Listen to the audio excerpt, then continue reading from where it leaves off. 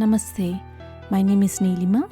Welcome to Reflections Along the Way podcast, where you will be listening to reflections from learnings and experiences along my life's journey.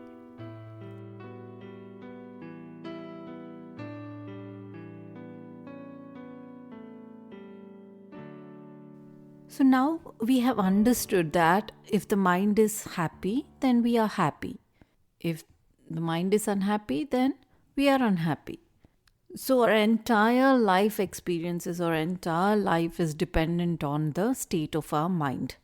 But very few of us know it. It's not taught in college. When we ask the question, what is the mind? Probably an intelligent person will say, mind is thought. Yes, that's true. Whenever there are thoughts, we can say that the mind is there. Mind exists. Whenever there are no thoughts, like in deep sleep, then there is no mind. Thus, the thoughts and mind are very much related. If the thoughts are calm, then the mind is calm. If the thoughts are agitated, the mind is agitated. If the thoughts are positive, then the mind is positive. So the mind basically is exactly what the thoughts are. But thoughts alone is not the mind.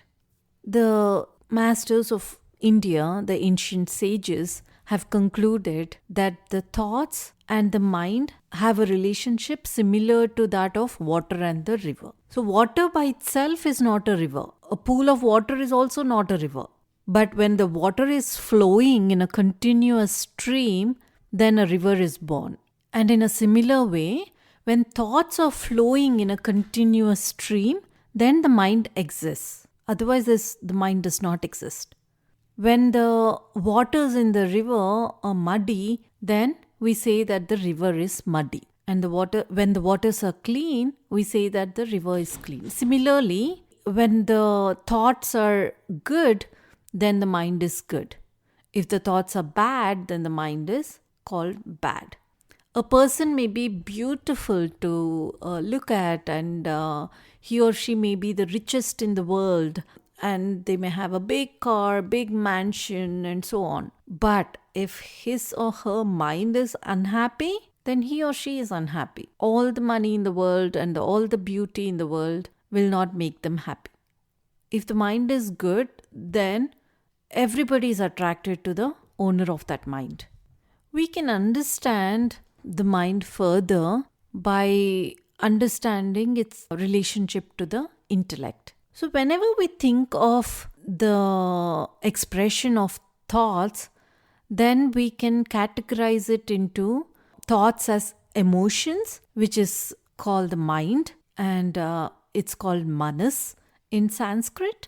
And there are thoughts which are ideas or decisions, which is the intellect or buddhi in Sanskrit. We can again try to understand the difference between these two by using the example we used earlier of the river.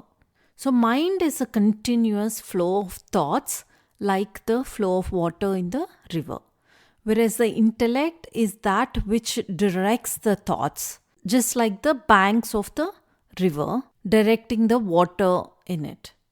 So for us to have the right thinking, we have to train our mind. We have to cultivate that habit of right thinking. For anything, just like if we want to develop a certain habit, then we have to put in effort. For example, we don't want to leave our door open when we leave the house, right? So we have to cultivate the habit of locking the door when we leave the house. So same approach we have to use to train our mind as well.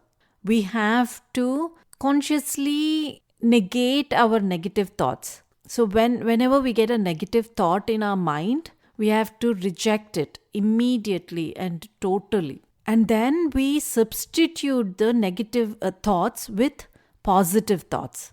Immediately, whenever we get a negative thought, substitute it with a positive thought.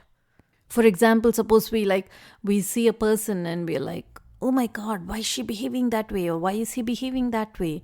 That's a negative way of thinking about that person. If we try to think of, say that immediately when we get that thought, we can kind of try to substitute it by feeling compassion towards a person, or thinking that maybe he or she is not having a good day, maybe they're going through some problem, maybe that's why they're behaving that way, or something like that. And then the next thing is flooding the mind with creative ideas. So when the mind is idle, there's some thoughts that are bound to come. So it's up to us how we direct our thoughts, right? So instead of keeping those negative thoughts, then if we fill our mind with positive ideas, with creative energy, then we keep those negative thoughts away.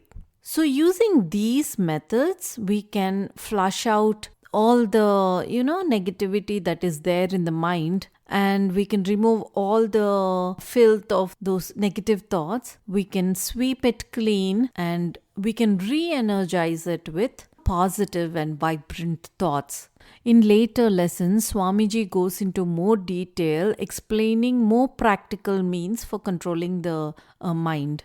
In this chapter, I think if we can understand the importance of tuning the mind, and if we understand how we are experiencing the world only with our current state of mind, and how we can improve those experiences by training our mind, we kind of start looking within ourselves and not outward. So just taking small steps, one step at a time, we have to first understand what the importance of training the mind and tuning the mind is.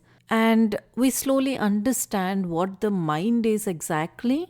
And then we learn how to look within and train our mind. So in the next episode, we'll reflect more on how to look within and how that is helpful in tuning our mind. Thank you for listening to today's reflections. If you'd like to connect with me, please visit bluishmuse.com. Until next time, namaste.